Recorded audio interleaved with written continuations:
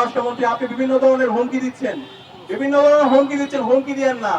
এই জুলাই প্রজন্ম কারো হুমকিকে তোয়াক্কা করে না। বাংলাদেশে আর কখনো হাসিনা তন্ত্র ফিরে আসতে দেব না। এই আওয়ামী লীগ দেশের স্বাধীনতার সার্বভৌমত্বের জন্য হুমকি।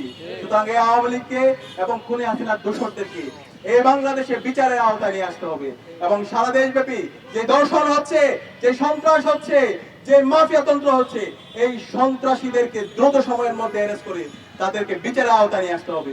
একই সাথে আমরা দেখতে পেয়েছি ঢাকা বিশ্ববিদ্যালয়ের শিক্ষার্থীর উপর এবং সাংবাদিকদের উপর এই সোহরাওয়ার্দী উদ্যানে পুলিশ হামলা করেছে। আমরা এই ধরনের পুলিশি রাষ্ট্র দেখতে চাই না, যে পুলিশ আমার সাংবাদিকদের উপর হামলা করে, আমার ভাইয়ের উপর হামলা করে, আমার বোনের উপর হামলা করে। সুতরাং এই পুলিশের যারা এই নাগরিকদের উপর হামলা করেছে তাদেরকে বিচারের আওতায় নিয়ে আসুন। আমরা দেখতে পাচ্ছি এই পুলিশের বিরুদ্ধে ব্যবস্থা না নিয়ে বরং তাদেরকে আরো পদোন্নতি দেওয়া হচ্ছে। আমরা সবকিছু অবজার্ভ করছি, আমরা আপনাদেরকে সময় দিতে চাই, কিন্তু আমরা যদি দেখি আপনারা জালেম হয়ে উঠছেন, আপনারা হাসিনা হয়ে উঠছেন, আমরা আবু সাঈদের উত্তরসূরিরা বেঁচে থাকতে আমরা তা হতে দিব না। প্রয়োজনে জীবন দিব, কিন্তু বাংলাদেশে আর কখনো হাসিনা তন্ত্র ফিরে আসতে দেব না। প্রয়োজনে আবু সাঈদের মতো আমরা রাজপথে নামবো, কিন্তু বাংলাদেশে আমার আর কোনো বোনের উপর, আমার কোনো মায়ের উপর শ্লীলতাহানি হতে দেব না। আমরা অনুরোধ করবো, স্বরাষ্ট্রমন্ত্রী আপনি বিভিন্ন ধরনের হুমকি দিচ্ছেন, হুমকি দিয়েন না। এই জুলাই প্রজন্ম কারো হুমকিকে তোয়াক্কা করে না। আমরা দেখতে পেয়েছি এই ঢাকা বিশ্ববিদ্যালয়ে 15 জুলাই খুনি হাসিনা এবং তার দূষণরা নিষিদ্ধ ছাত্রলীগ আমাদের বোনদের উপর হামলা করেছিল।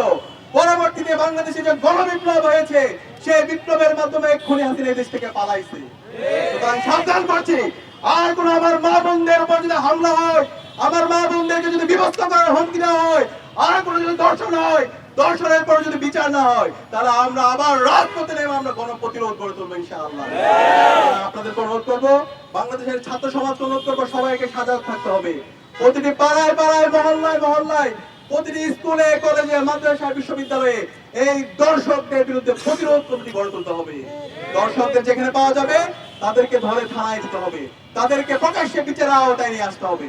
ইনশাআল্লাহ আমরা জুলাই প্রজন্ম ঐক্যবদ্ধভাবে বাংলাদেশে ইনসাফ কায়েম করব। শহীদ ওসমান হাদি আমাদেরকে যে লড়াই দেখে গেছে, যে আজাদির লড়াই, ইনসাফের লড়াই, ভারতীয় আধিপত্যবাদের বিরুদ্ধে লড়াই, আমার মা বোনদের অধিকার রক্ষা লড়াই, সেই লড়াই আমরা জারি রাখবো ইনশাআল্লাহ। সেই লড়াইয়ে সবাইকে নেতৃত্ব দেওয়ার জন্য উদাত্ত আহ্বান জানিয়ে আজকে আমি আমার কথা